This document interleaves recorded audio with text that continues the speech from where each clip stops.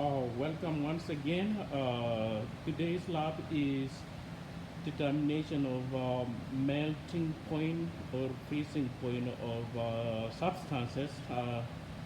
The lab consists of two parts, part A and part B. In part A, you will collect the data to generate a cooling curve for paradichlorobenzene, and in part B, you will determine or collect the data to determine the melting point of a known substance. Two, I have a known number two. You need to indicate in your data sheet the unknown number. In part B, it's slightly different from the direction is slightly different from what you have in the lab manual, in the sense that in the lab manual you are expected to use something similar to what you will or we will use in part A. What you see here, this is called the melt station. It is used for determining the melting point of substances, where the substance is placed in what we call a capillary. This is called a capillary tube, and one end is closed, smooth, and the one end is open. This is how you collect the sample by using the open end and just tapping it on the table, until you have your sample at the bottom of the capillary. Right now, I have the sample. I have a small piece of sample at the bottom right there, which we are going to use today. So pay in mind, in part B, we will use a slightly different setup from what you have in the lab manual. There is the known, which is the standard. This is pyphenol. We know that its melting point. It should be around 69 to 79. If you look on your data sheet, melting point of pyphenol should be between 69 and 71. What those two numbers represent is the first droplet you will see in the capillary and the last droplet, and then you take the average.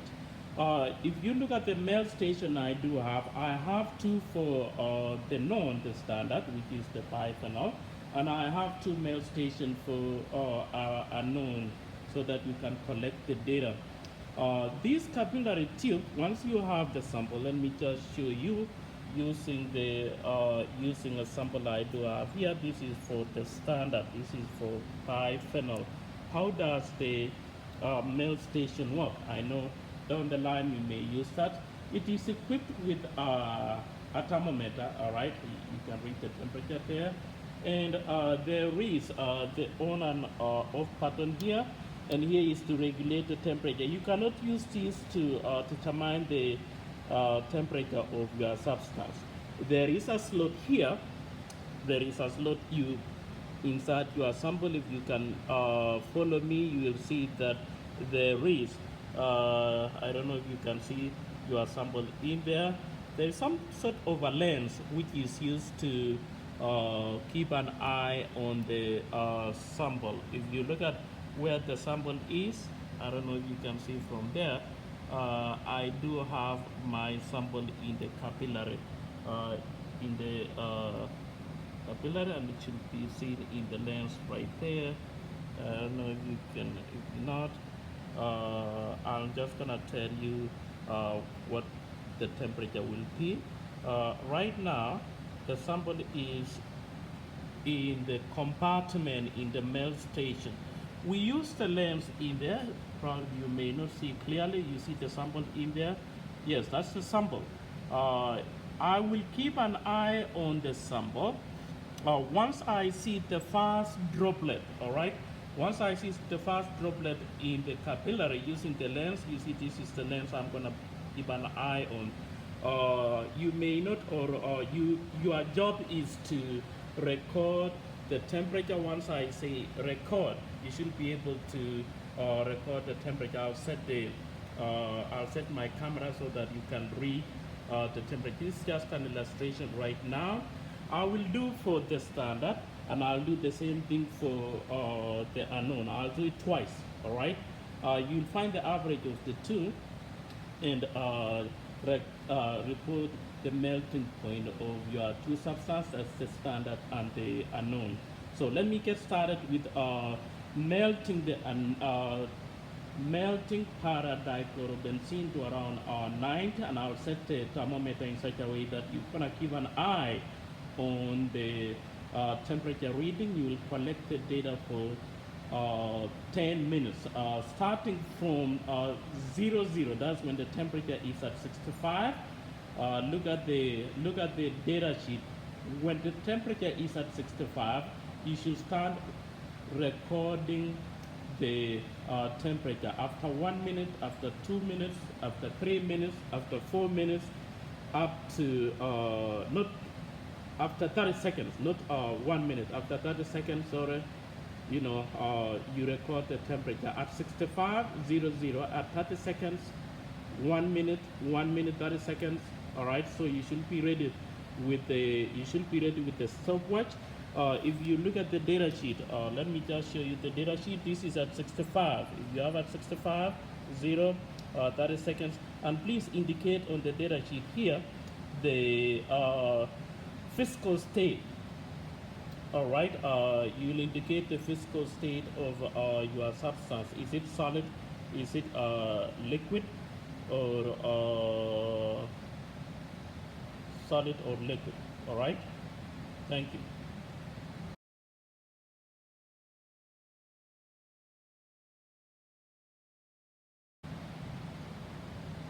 The temperature is at 85.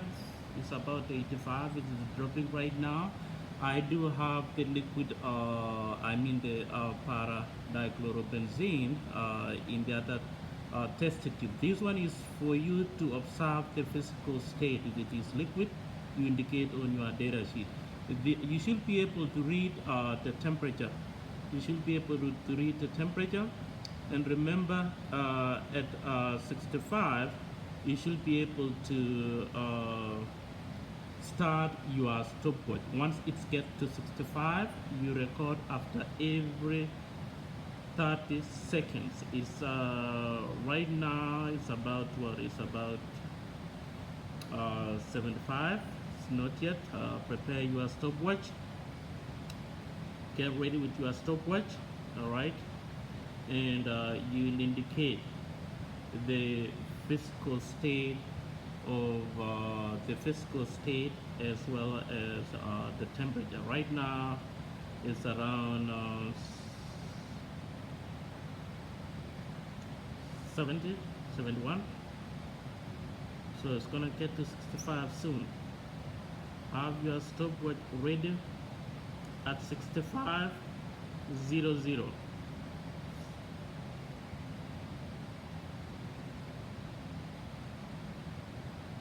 No more talking from me. Once it gets 65, keep an eye. It's your job.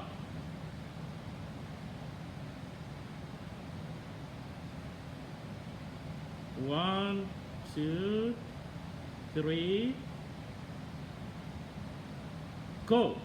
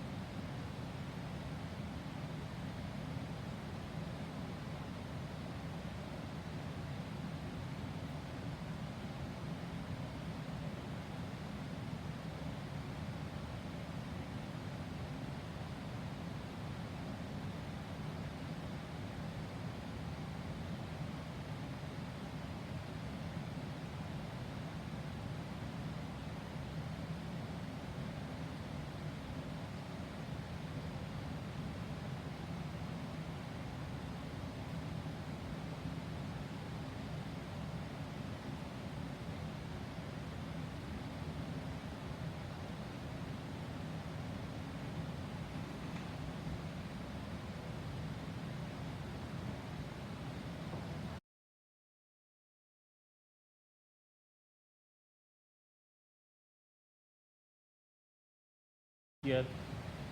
I haven't seen the fast crystal melting.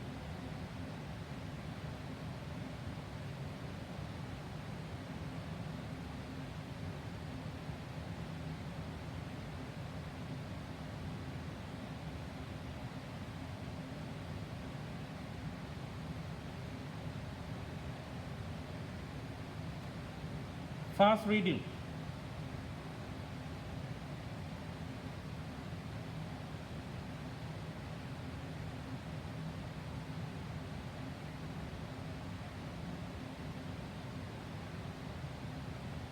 Second reading. That's it.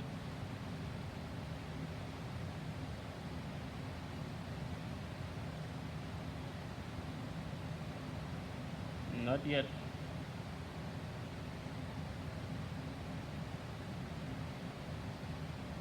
Fast reading.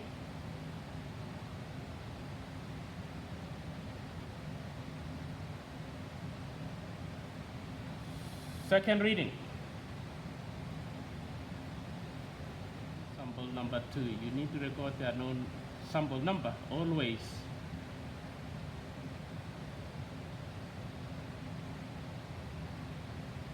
Fast reading.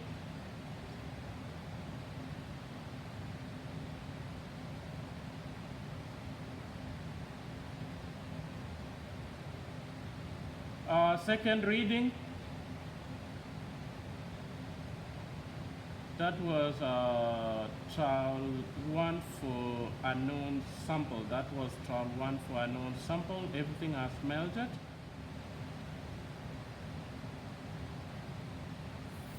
Fast temperature reading.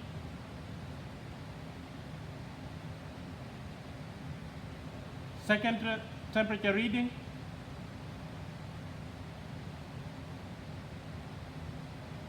That marks the end of the lab. We will be together next time. Thank you.